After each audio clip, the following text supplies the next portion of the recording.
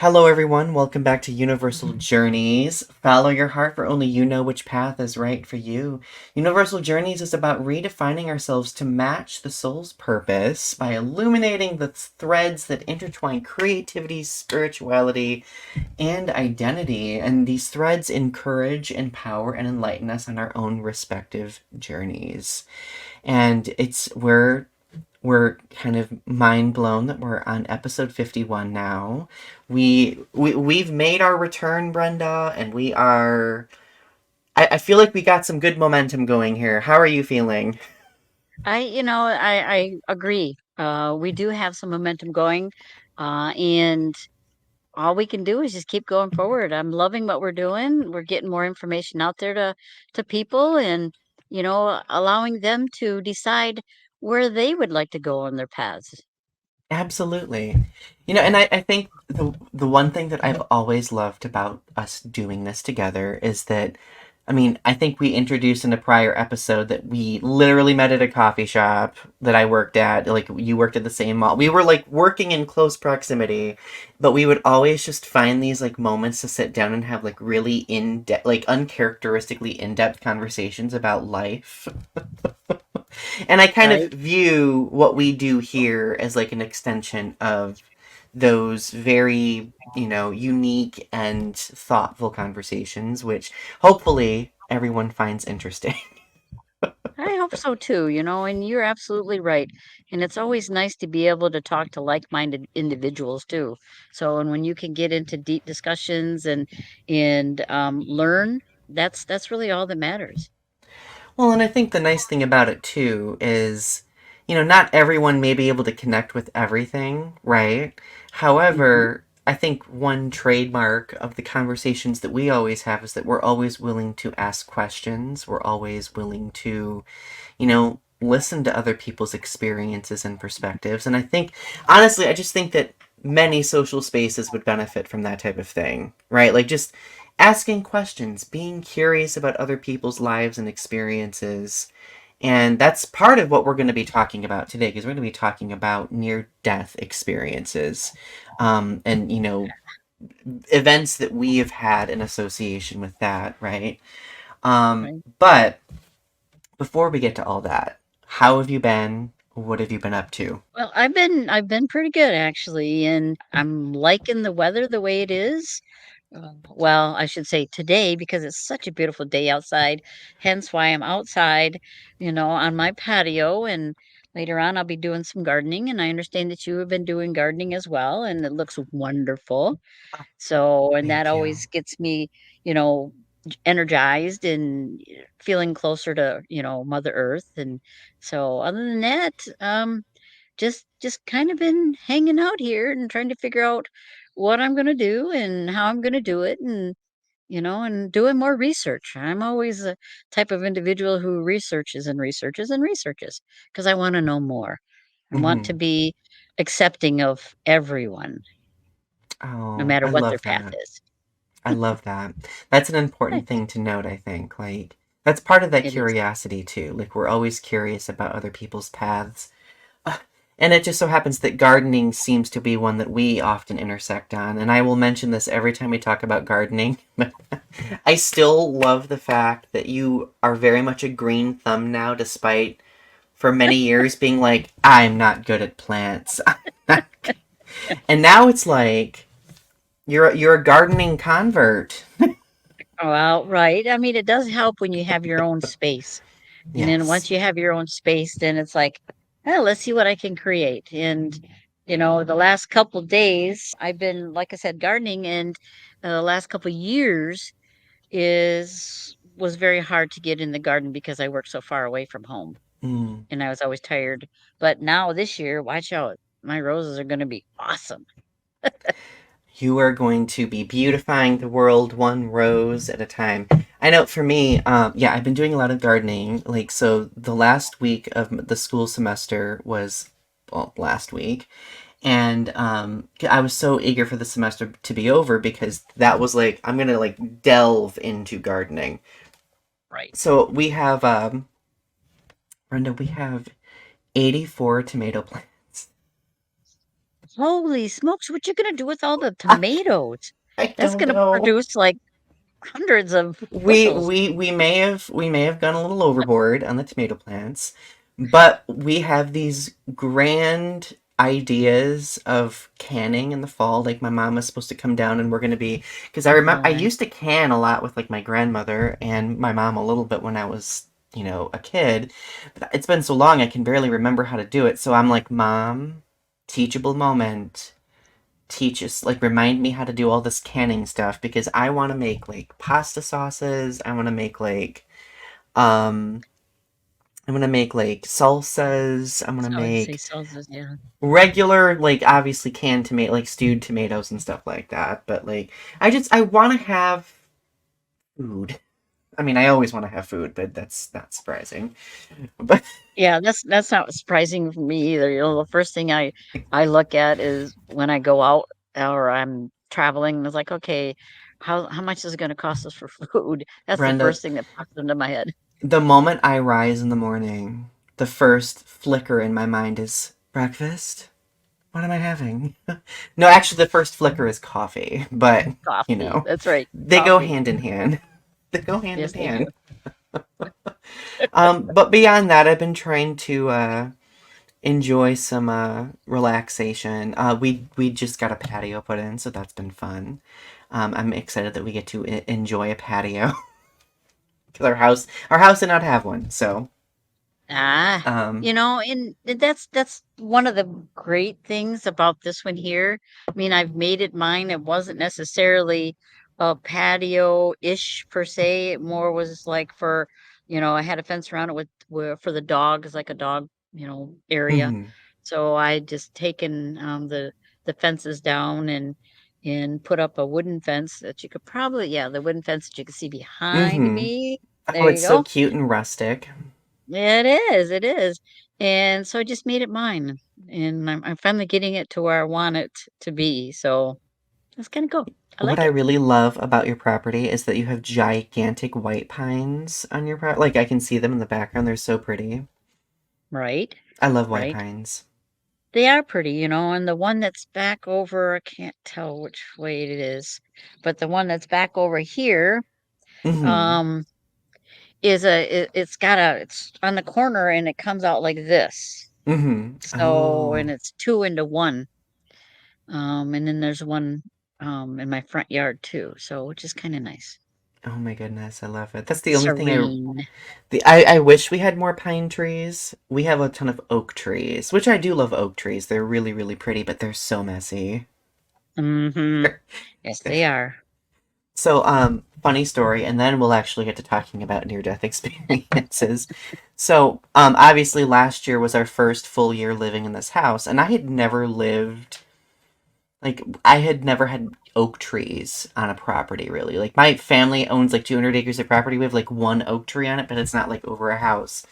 So I spent like it was like last June, I remember there were like so many squirrels in the oak trees like over our house and they were like chewing off acorns and dropping them on the house. So I Yep. literally for an entire month had to listen to bloop, bloop, bloop, bloop for like all day long. Like I thought I was losing my mind. I was so mad at the Well, squirrels. the other thing too is when they get to a certain, ripeness, I guess you could say, they're gonna drop off anyway, so, I'm sticking up for the squirrels just a tad bit. It's not always the squirrels. They do fall off the trees Oh my themselves. goodness. I've been at war. Well, I've not been at war with squirrels. I've been more so at war with chipmunks because they can be very destructive. So I'm like every time I'm outside I'm like, get out of here. Shoo. But they're Yeah, so 'cause cute.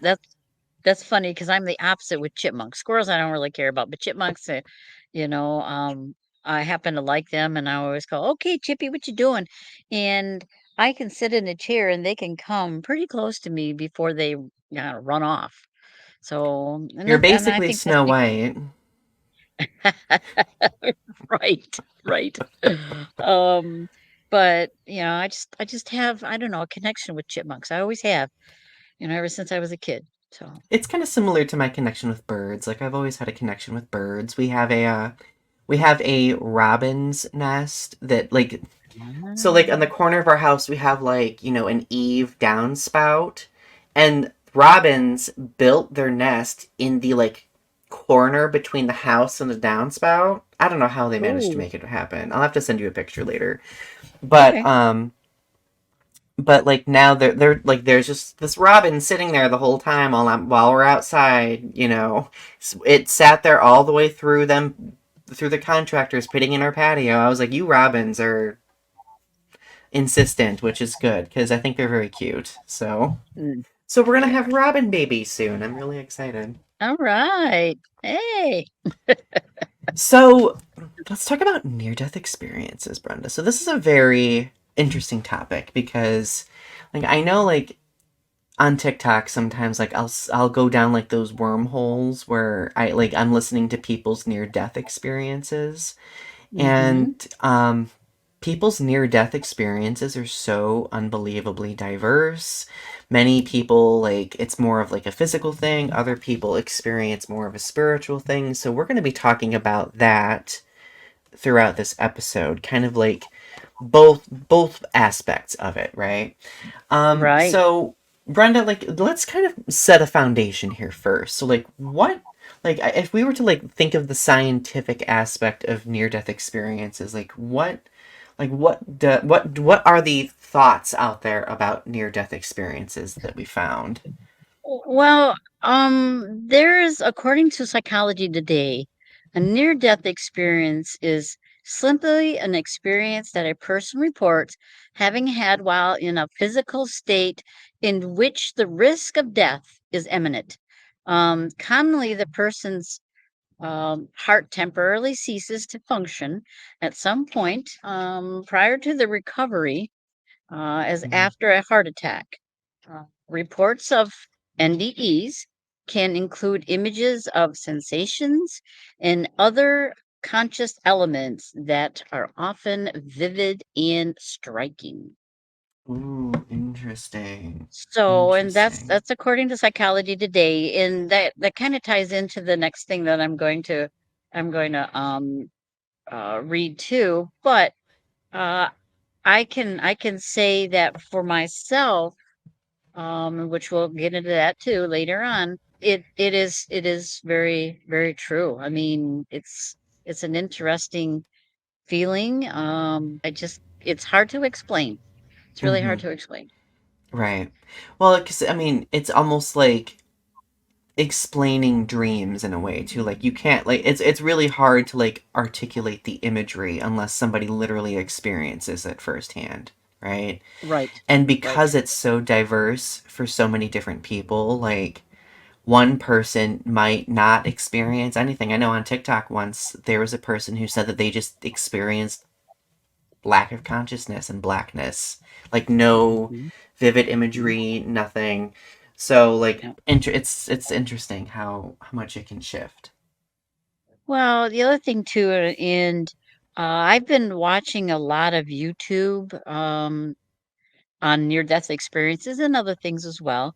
And some of the remarkable things that people experience is just totally amazing. But there's always a common factor.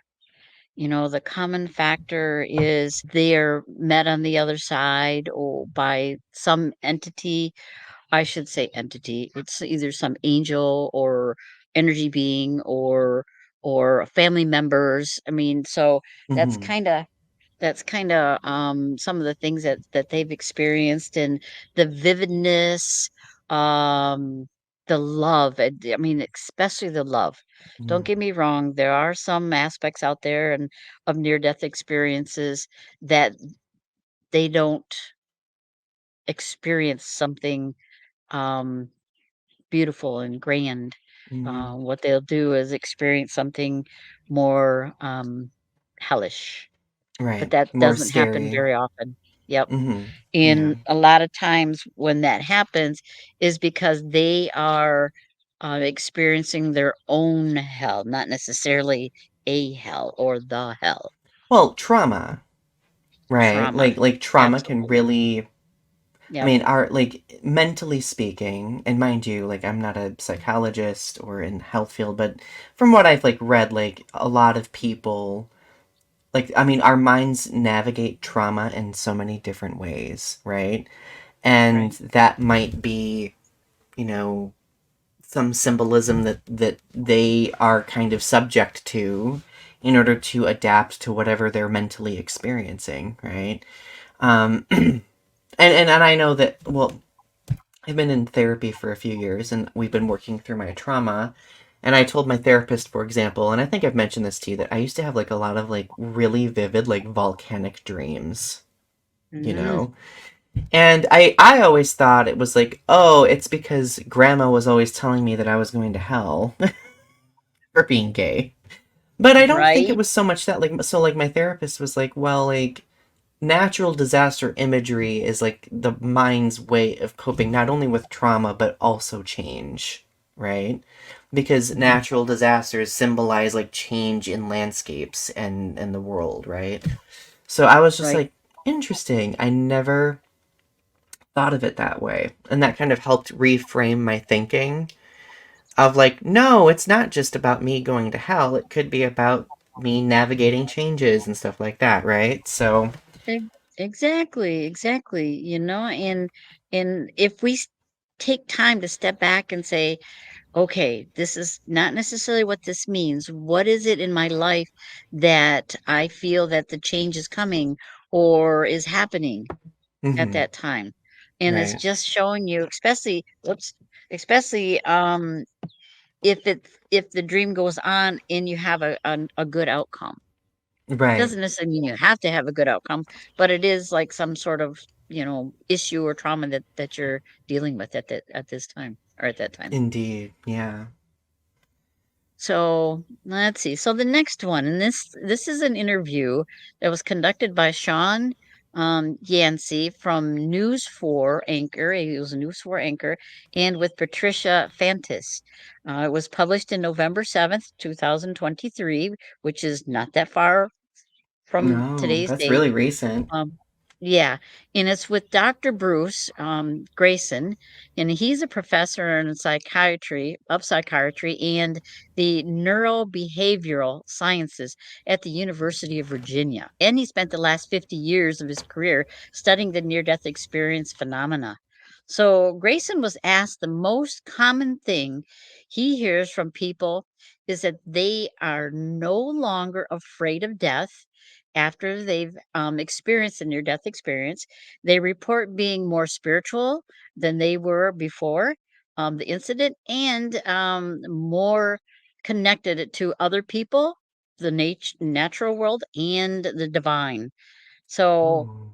my experience has taken me to that aspect too. So it's hard for me to go with just one form of, "Okay, this is what it is, and that's only is, and blah, blah, blah, blah." That's to me, Mm-hmm. that's in the box, because of the experiences that I've had or the experience that I had, during my NDE.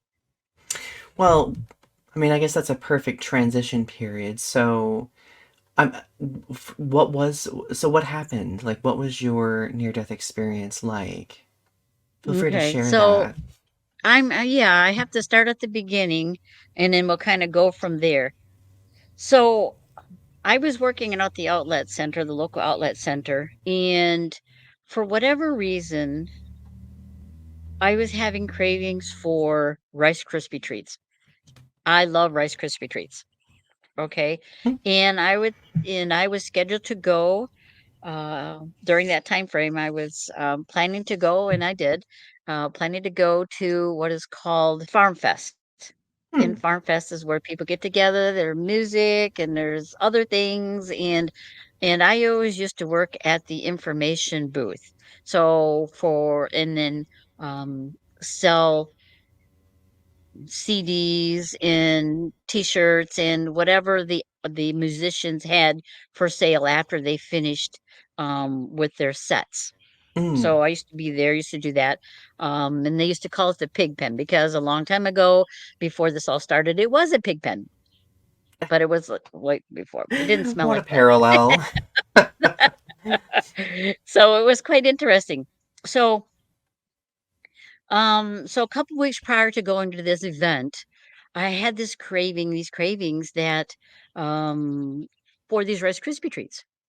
So I'm like, "Okay, okay, that's cool." So, of course, there's a vending machine there, and I could go and purchase some of the the Rice Krispie treats, and so I was like, I didn't think anything else of it. And I was during that time, as I was in a very depressed state because I had lost the connection of a very dear friend, and he had passed away May of 2010. Yes, Mm, May of 2010. And this was a little over a year later because I think it was in August of 2011 that the event happened. mhm, So, and I wasn't really feeling like I wanted to go, but I ended up going anyways, worked in the pig pen. Well, during one of the days that I was there, and I'm not a I don't do drugs. But this guy came around and he said, "Hey, would you want a Rice Krispie treat?" And I looked at it, and it looked a little funny. It was a green.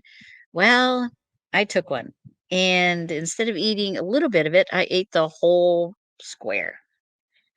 That's when everything started to happen for me. So after eating it, and I would say maybe, I don't know, 5, 10 minutes later, everything became really vivid. I mean, really, really vivid. The colors of the trees and everything else were such a beautiful green.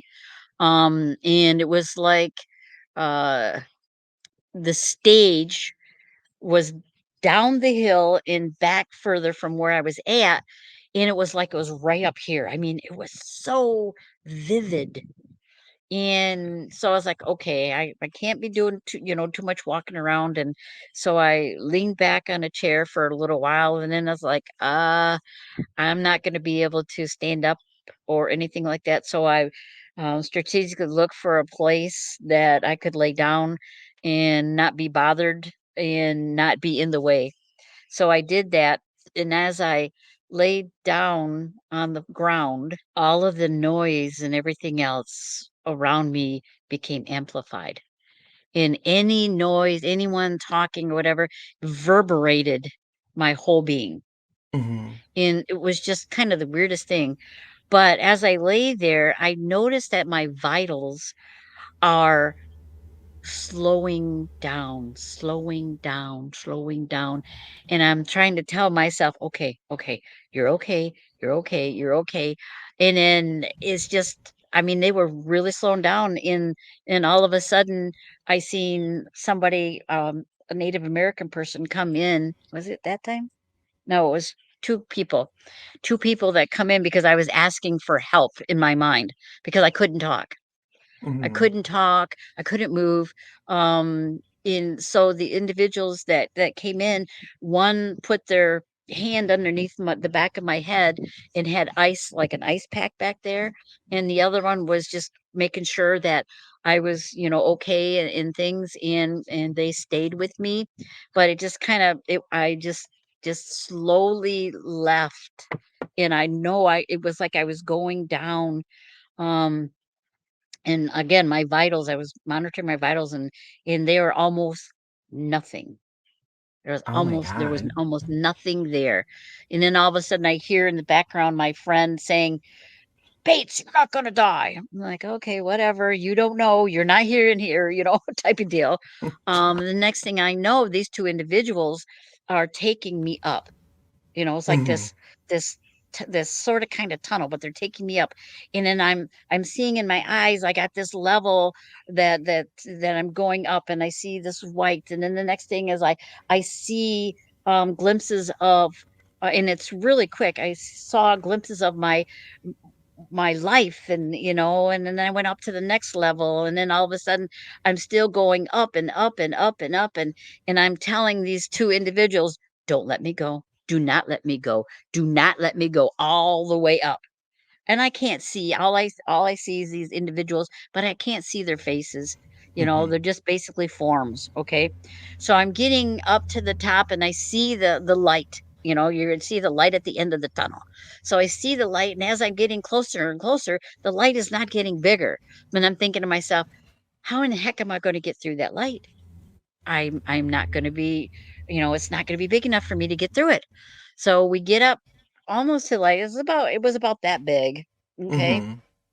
When we stopped, and all of a sudden I heard this voice say to me, because I'm looking around and it's just darkness, darkness, darkness, darkness all the way around. And Mm-hmm. I'm thinking, where's Patrick? Where's Patrick? And he was my friend who passed away. And, you're supposed to see all this individuals, that your loved ones and stuff like that. And it's like, I don't even hear him. I can't see anything. And, I don't hear him. And all of a sudden I hear this voice, this deep voice. It's a guy's voice, says, do you want to stay or do you want to go? And it was actually the opposite. It was like, do you want to go or do you want to stay and help humanity? Oh, interesting. And I'm like, I want to stay and help humanity. And at that time, the two individuals that came up with me was going down with me, okay, me back down to my body. And I'm singing to myself, I'm gonna let it shine, this little light of mine, I'm gonna let it shine, this little light of mine, I'm gonna let it shine. So that was all the way back into my body, which is kind of cool. And at that particular time, when I got back into my body, because it's like just a gentle back into my body, and then I sensed this Native American guy who was in all of his drab, which is a shaman or a medicine man, and he Mm-hmm. came in and he started to like, okay, we got to get you back in your body, type of deal. And he's not saying that, but he's taken, his his feathers and stuff like that. And then he's got the tobacco, sage and stuff like that, making sure I'm back in my body. And I gently feel myself going back into my body, and things started to I was able to move a little bit, and I feel like he was touching me with his feathers and Mm-hmm. everything else. And when I got back into the body fully, I realized that what I was feeling on my arms were actually flies. Oh my God. Yeah, but it was just that vivid, and the individuals that were with me, they were gone by the time I get back into my body. So Wow. they were there taking care of me all the way, when it started and all the way to the end. And that was a pretty amazing um journey. And I knew that I could have died, Mm-hmm.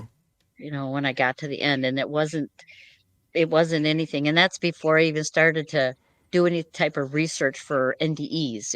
It's been years since that Yeah. happened, and now I'm just kind of getting into it. Wow, that's intense.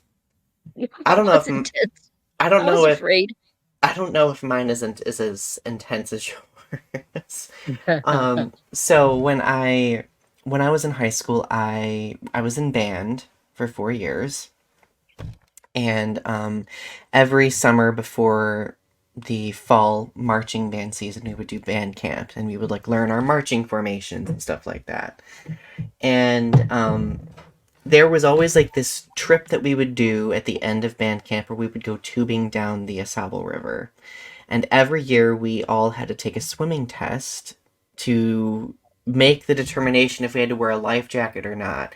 I was always afraid because I'd be like, I just want to wear a life jacket, but people would make fun of me for it. So, cruel cycle, of course. So I got to a point where I was like, well, this year I'm going to take a swimming test because there was a lake on the grounds of the band camp, and we would have to like swim around like this partitioned area of the lake, and there was like a lifeguard who would like facilitate.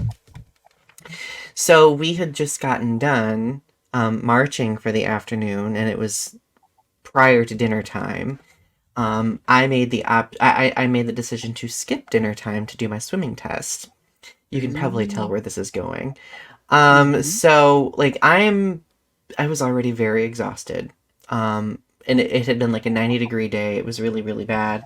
So I'm like, I go to do this swimming test, and I get halfway through the swimming test, and as I'm swimming, I notice that I start getting heavier and heavier, and my limbs started like I couldn't feel my extremities.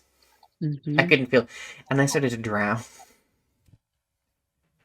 Oh. And I kept experiencing like this partial tunnel vision, but I was like, I cannot let it, I cannot let the darkness take over my vision. I cannot.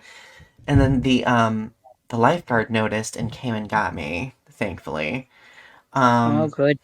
but I remember I got out and I was like so exhausted. I like wobbled back to my cabin, and I somehow climbed onto my bed, and I like passed out. And I experienced something very strange. I I was like kind of like the whole vitals thing with you. I could barely Mhm. I could barely feel breathing. Like I was just very reduced, if that makes sense. And I remember going through like a series of images. I was like kind of time hopping, if that Mhm. makes sense. Like cuz Mhm. I Yep, does to remember me. being in like my 7-year old body. Like I remember I saw my grandmother. Um, Oh. we had a conversation, but I couldn't hear. Like she was moving her lips, but I couldn't hear her speaking. And then I would be like in the present, and then I was like in the future, where I was like older, and it felt like I experienced like an entire lifetime.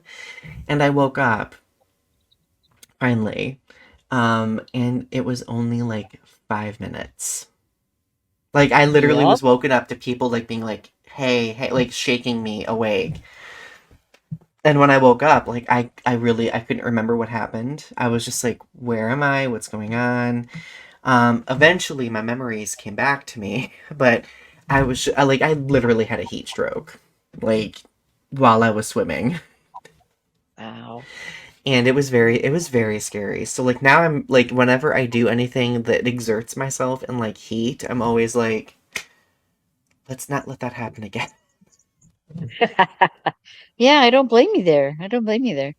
And then my experience has taught me a lot about acceptability, accepting people where they're at in their journey in life and understanding. And it's okay if they, you know, um, think differently than I do, or if they do different things than I do.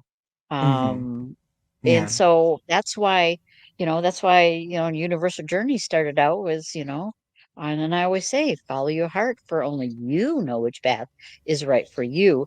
And I sincerely mean that, mm-hmm. because not every path is for everyone, but it's Right, in the understanding and the acceptance of where those individuals are in their lives, and you accepting where they're at in their lives. right. So there's many roads to God, and we just have to realize that not everyone can fit into a box. Absolutely. And I mean, just like with people's paths being very diverse, like I feel like even near death experiences are very diverse. Like Hmm. mine, I mean, some might even say that it wasn't a near death experience. I felt that I literally was afraid that I was going to die. So like that kind of for Hmm. me was what Hmm. pieced it together. But people's near death experiences can be very diverse. Some might be very traumatic. Some might be literally on a hospital bed, like vitals, you know, going blank, everything like that. It just really depends on the situation. Um, And but like, that's oh, go true. ahead. I would say that's true. And I wanted to make the distinction that some people say, "Oh, well, you were just hallucinating and stuff like that, and that wasn't a near-death experience." But I can tell you that when I was down in Peru and we did an ayahuasca ceremony, and that was totally different than what I Mm-hmm. experienced, because I didn't want to be here in 2011 anymore, because I Mm-hmm. lost my best friend, the individual that I was most connected to in this whole wild world. and I had been Yeah. waiting for all my life. Um, and I didn't want to be here, but I I didn't know that that Rice Krispie had, um, yeah, Whatever it was. it was I would think it was it wasn't Y2K, but it was YK or something like that. And my friend said, "I can't believe you ate so much." And then I said, "What are you talking about?" Yeah, I would have just only did a little bit. I said, "I didn't even know what the heck it was. I was just thinking it was a regular Rice Krispie treat that someone put food coloring in." Mm-hmm. You know, I had no clue. And so, yeah, I'm here to tell the experience. Will I do that ever again? No, I learned my lesson. Oh. But, a lot of other spiritual understandings and truths and, heightened awareness Hmm. um has come with that. Absolutely. Absolutely. So, Now, like, I guess, see, at that time when, because I was like a teenager, like, I didn't really have like any spiritual associations with what I went through necessarily. And also at that time, I was very much having a falling out with like religion because, you know, mhm, I secretly knew something about myself that my family didn't know about. right? And I was just like, ooh, this doesn't feel comfortable to me. Um, but like as I've grown older, I think it has encouraged me to not only one care more about my physical well-being, but like two, um, it's helped me realize that you know we have to like yes, be adventurous, yes, like live life on the edge, but also know that life is very precious and being that I've also been in that place where like I didn't want to be here. Like my fear of dying, like I never really had a significant fear of it because of my mental health for so many years I had spent just not wanting to be here to the point where to the point where I was like even like dreaming of it in a way. And that experience kind of like reoriented me, being like, hey, like life is a little bit more valuable than you're giving it credit for, Donnie, kind of a thing. Um, Well, and I've had a few other experiences that have kind of you know made that messaging a little bit more foundational, but still, like that was like one of those moments where I was like, okay, like life is a little bit more meaningful and valuable than you're giving it credit for. Yeah, you have moments where you feel very low and you do have some like suicidal ideation. By the way, I've had that managed with therapy. I am much better now than I used to be. But that used to be a very common thing for me um, until I started having like these moments where like I would have things framed in a certain way that would make me kind of readdress my thought processes and prioritize me going out and actually getting help mental health wise. So, mhm, yep. And that's totally understandable. And then you have other individuals whose experience is totally different than ours. And because they when they left their body, some have hovered over top of their physical body, and they're like, okay, watched everything. They come back and explain, what happened. It's like, how can that be? Because you were in your body, type of deal.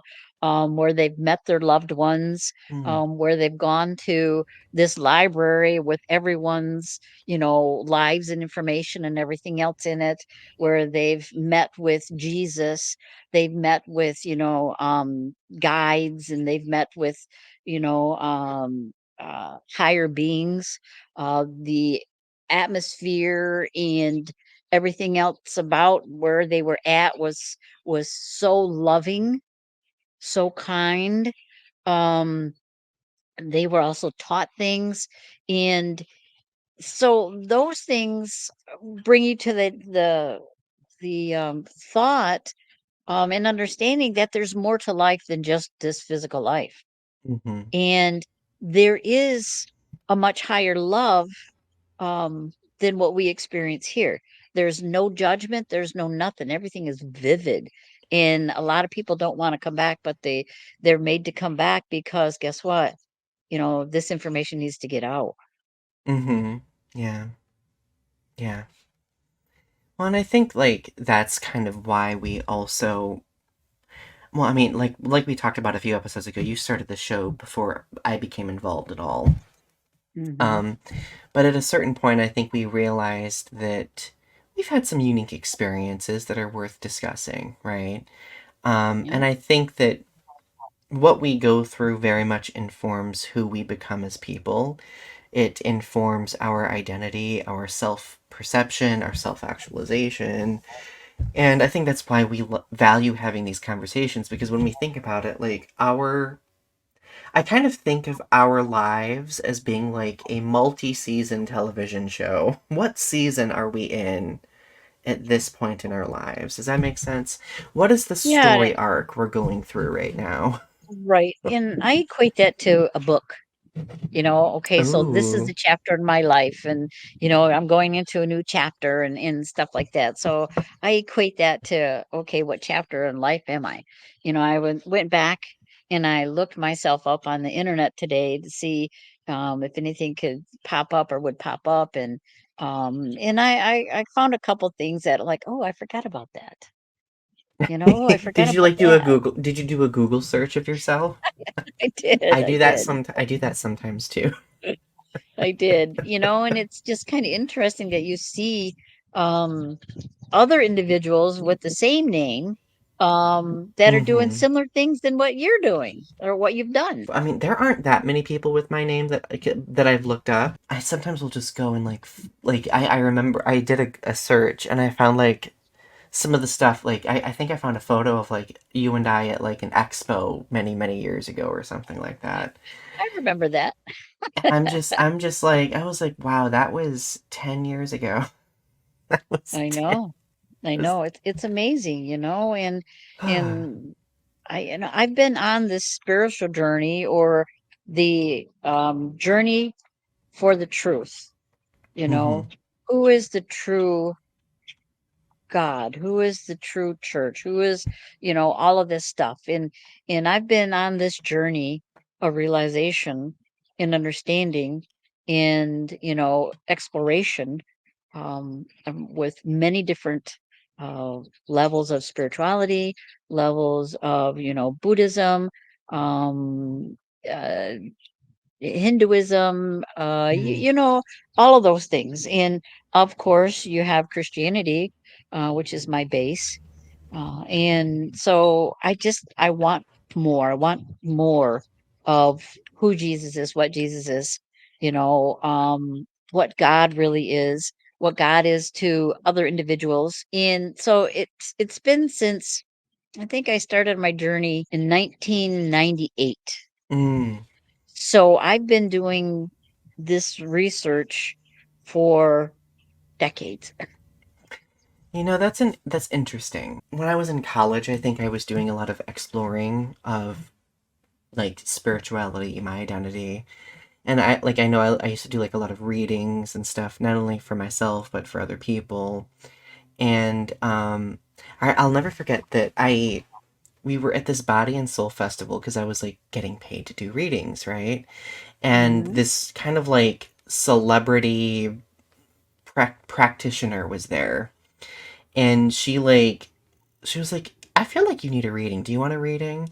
So she sat me down and she like read oracle cards and said like there was like some sort of like you're destined to do great things kind of a reading, Okay. which that kind of set me on a path of like this, for example, arguably quite a few other different things. I think it made me more determined than I used to be. But now that like 10 years has passed, I've kind of gotten to this point, actually 15 years has passed. I've gotten to this point where I'm almost okay not having the answers. I I'm at this point where the journey seeking the answers is almost more important to me than the Mhm. actual answers. Does that make sense? Well, yeah, because you're going on an individual path of discovery. Mhm. And And it's not a discovery of anybody else but yours, your discovery, your sole purpose in life, you know. You're putting more tools into your tool belt, you know, so Right. that you can understand other individuals and what their belief systems are. You Yeah. know, if anything, this journey that I've been on has brought me closer to God Mhm. than it anything else in my whole life, because I understand. I Mhm. understand that there's more than one way to get to God. And we all Right. end Yeah. up, you know, with God. Well, and I think that's one of the big issues that a lot of people face with mainstream organized religion, right? Is that a lot of these establishments try to dictate and determine which is the proper pathway, right? And Mhm. I think that that disillusions a lot of people. It kind of like puts people in boxes, right? And and I think that just contributes to so many difficult things. Like when we like put people in boxes, like obviously that's when a lot of damage can happen, right? Absolutely. Absolutely. You know, I always say that if you search for the devil, you're going to find him. If you search for God, you're going to find God. Mm-hmm. So it really is what you want to experience. If everything for you is the devil, the devil, the devil, and you don't take responsibility for your own actions in whatever it is that you feel that the devil did, then you're right, the devil did it. But if you can acknowledge and understand that anything that happens to you is of your own accord, and it's something that you needed to experience or get through so that you can help someone else on the other side. Well, and I think part of the issue too, because when you mentioned that a lot of people, like they kind of, because of the trauma, they get kind of caught up in the, what did I do to bring this on myself? Like I feel like we also very much live in a culture that kind of places that responsibility on the victim too. It's like no, like this abusive person made a decision themselves. Absolutely. Like you did not bring on what this person did. You did not manifest what this person did. Right. And I know like if, being a survivor myself, like that's something that I had to navigate. And there was a certain point in my life where I think people need to make the decision independently of like when they're ready to actually make a difference or help. In fact, there are some people where I think if you don't get to that point and you don't want to use that experience and help others, that's fine too. It's okay too. Yep. Because that's a huge responsibility. But for me, like Hmm. it took me years of experience of therapy, um, you know, making sense of it, like do I wish I could go back in time and have it not happen? Absolutely. Like I think any person would opt to not have trauma happen, right? Yep. But I Yep. also think I'm at this point in my life where like that trauma is there. Like I feel more at peace about it than I used to be, but what are my next steps? Because I think for many trauma survivors, what we don't realize is that surviving is an ongoing process. Like you Hmm. don't just have that traumatic experience, get therapy, and then bam, you're done. Like, I feel like it's very much this sense of vigilance of like, okay, like, where am I at today in my headspace? What steps do I need to take today to be fine, Or maybe I'm having a really, really good day. Um, what do I do with this information? Maybe I don't need to do anything with it, because I don't think every day should have to be that educational experience. I think we should grant ourselves some grace once in a while. But like, Right. if you are in that headspace and you are like, okay, like, I've navigated this. What do I do now? And maybe I'm in a good place to like have a conversation about it with, like maybe it like this, like in this fashion that we're having right now. Like, how do I make that happen? Like, how do I facilitate it? It's just there's so Right. many variables. Well, there is, you know, I mean, you can have two individuals experience the same experience, and one will take it and they'll live in that trauma for the rest of their life. The other individual will say, okay, Um, I know this happened. This happened to me. I'm going to make it better. I'm going to make it a difference, type of Mm-hmm. deal. And so you have, like I said, you have the two, and then you have two different results. Mm-hmm. So Right. it really is up to you. Um, so yeah, it really is up to you on how you go forward with it. Obviously, the two of us, we have gone forward and we're helping other people. We're Mm-hmm. helping other people just by acknowledging, that our life isn't all sunshine and roses. No, even though we want it to be, but Right. Well, well, and and it's the experience. We're yeah, experiencing this. yeah, and I think us mentioning that it isn't always a linear experience is helpful too, right? Hmm. Because like, don't Hmm. get me wrong, like we may be at this point where I mean, we've had like traumatic experiences, we've moved forward, but we might have days where like we might have a day that's a little bit more rough than other days, right? Right. And mind you, like we also have the convenience and privilege of having access to mental health services. Not everybody has that luxury either, which is something I've often thought about more over the last few years because I've had some conversations with people. My immediate go-to used to always be therapy. Hmm. Why not try Hmm. it? And then Hmm. people would respond to me like, Donnie, I don't have health insurance. Or there like so there's like also like a systemic thing behind it too. Like what access do people have? Like if somebody is in that headspace where they can't get out of like that traumatic space, do they have like that pathway toward even having access to things? Could that be part of it, right? Yeah, and there's so much out there available now. You have crisis Mm-hmm. lines that you can talk to people. Just like the Veterans Crisis Line, they're always saying something about that. They're Yeah. always putting it out that there's someone there to help you, and it doesn't cost anything. Yeah. Have you used a crisis line before?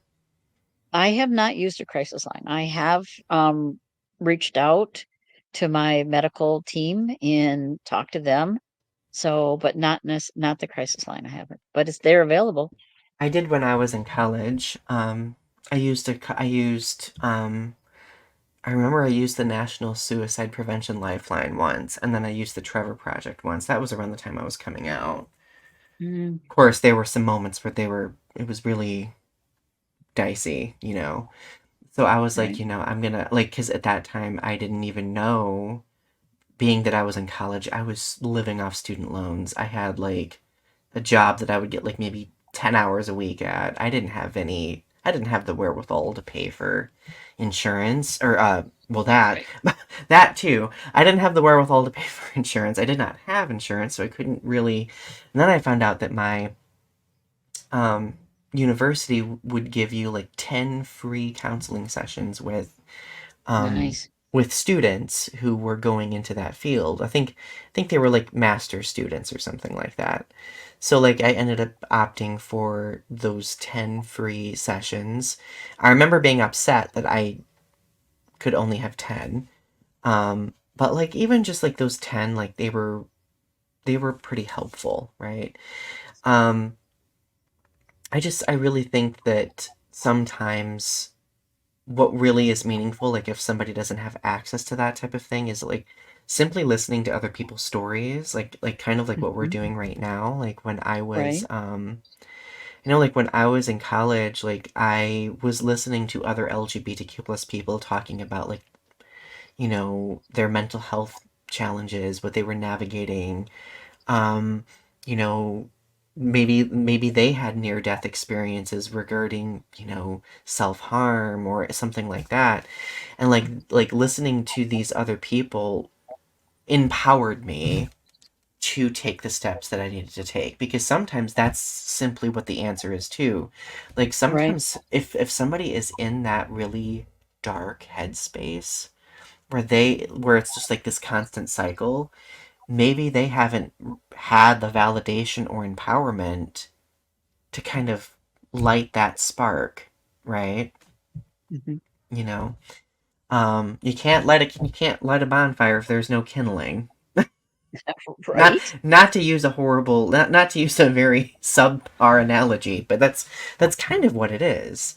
You know, sometimes people need to take that step. Like I know, like since I became very upfront about therapy, like I've had like, and I post about it sometimes. Like I've had people be Mhm. like, "Hey, Donnie, like what you posted kind of motivated me to pursue therapy, and now I'm like in a much better place." And simple things like that, I think, can really go far, right?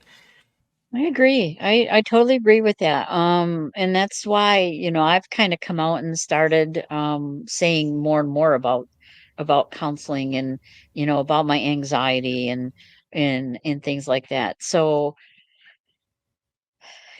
I'm hoping that, the individuals who watch these videos and stuff like that will be able to say, okay, if they can do it, I can do it too. And Yes. hopefully help them to become encouraged and courageous enough to go and seek help Yeah. because it's available, it's there, and I've gotten to a point in my life where if it makes you feel uncomfortable with the things that I say about this or anything else, then I'm sorry. I mean, that's not my stuff. Well, if somebody is ever uncomfortable, I always say, ask yourself the question of why. Okay? Mhm. Why are you Mhm. uncomfortable? Where does that stem from? Where is the origin point for that discomfort? Because people don't often think about that. Like, I make people uncomfortable sometimes talking about LGBTQ plus stuff. And I Yeah. always have to, like, I always ask them, okay, like, I'm not gonna, like, shame somebody for being uncomfortable, nor am I gonna, like, make a spectacle out of it. But I will always say, like, okay, like, it's feelings are valid things. Like you are a human being. We are humans. We have feelings. We have emotional reactions. But have you figured out where that comes from? Like, have you figured Well, out what that origin point is? right, and most of the time um it's lack of information.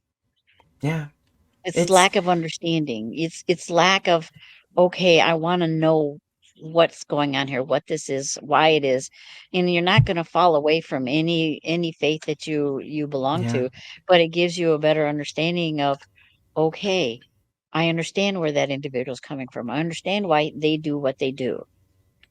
Well, and And, you it's know also lack of empathy too, when you think right. about it.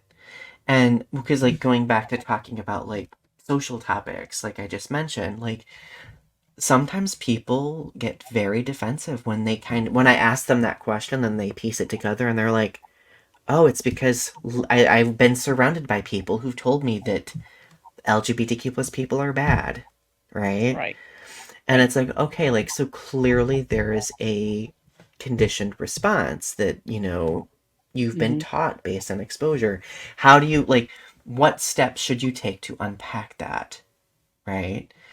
Some people don't want to take those steps. They feel a very distinct sense of comfort in that, in being in that space, right? But others make the decision like okay, like I never pieced it together like this. So now what do I do? Mhm. Yeah, and that's part of that fear is like, okay, you're right. Now what do I do? I have this information now, and my thoughts have all been, shattered Mm-hmm. because it's not the way that I was taught or brought up with or whatever you want to call it. Right. But really, out of the grand scheme of things, and I have to go back to, the Bible and when Jesus came upon this earth and, the New Testament, what did he teach? He taught acceptance. He taught love, and um it really is all about love and acceptance. No Mm-hmm. judgment, no fear. It's about love, and that's part of my mission is like, okay, with understanding is love. Yeah. That's a really good place, I think, for us to wrap up this episode. This has been a good conversation. Well, Yes. one thing that I want to add too is that if you are in that space where you're sharing your story and like you're wanting to make a difference, don't expect people to all react the way you want them to react, right? Some people might be uncomfortable. Some people might not know really how to process the information. You got to let them come to that on their own, right? I mean, at the end of the day, we all have our own timeline for how we adapt to things, for how we absorb information and how we apply information too. So that's been something that I've been working in recently because like I would always get insecure. I'm like, oh, that person didn't react the way I intended. What do I do? Is it me? And then my therapist is like, no, Donnie, it's not you. It's people process things differently than you do. And I'm like, oh, duh, I should know that. Exactly. Exactly. And you have to remind yourself that of all the time. All the time. I do. And it's like, no, it's not about me, okay? And that's the thing. A lot of times it's not about you. Right. But you may be the person that releases whatever it is with that individual. Right. Oh, this has been a Don't take good. it personally. Right. That's the theme. That's the theme of the episode. Don't take it personally. Don't take it personal.